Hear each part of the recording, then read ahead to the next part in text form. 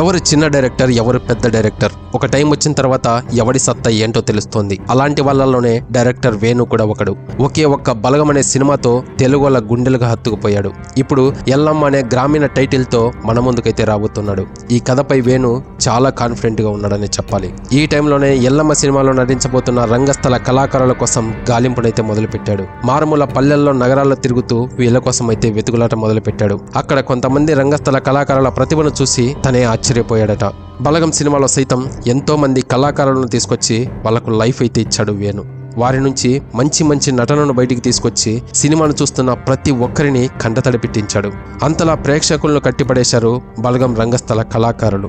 ఇదే బలాన్ని ఎల్లమ్మ సినిమా కోసం తీసుకొచ్చే దిశగా వేణు అయితే ప్రయత్నం చేస్తూ ఉన్నాడు.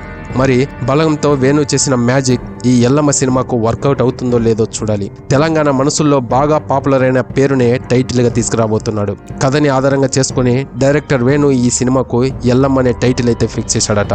ఇందులో హీరోగా నితిన్ కనిపించబోతున్నాడు. నితిన్ కి జోడీగా కీర్తి సురేష్ హీరోయిన్ గా కనిపించబోతోంది. ఆ మధ్య సాయి పల్లవిని అయితే ఎంచుకున్నారని టాక్ వచ్చింది. ఇప్పుడు లేటెస్ట్ గా కీర్తి సురేష్ పేరు గట్టిగా వినిపిస్తోంది. త్వరలో ఈ విషయంపై క్లారిటీ అయితే రాబోతోంది. అయితే ఈ కథకు ముందుగా హీరో నాని అయితే అనుకున్నారట. కానీ కొన్ని కారణాల వల్ల ఈ ప్రాజెక్ట్ నితిన్ దగ్గరికి అయితే వెళ్ళింది. ఈ సినిమాకు సంబంధించి వేణు విజన్ కి నిర్మాత దిల్ రాజ్ పెద్దపీట వేస్తూ తనకి పూర్తి స్వేచ్ఛనైతే ఇచ్చేశాడట.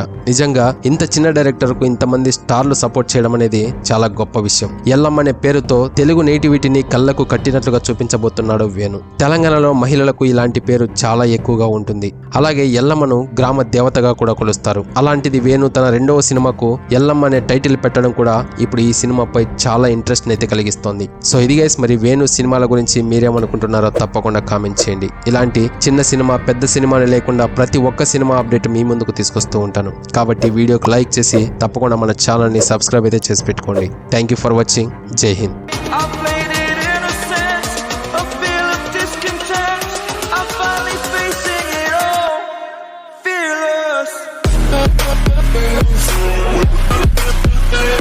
We'll be right back.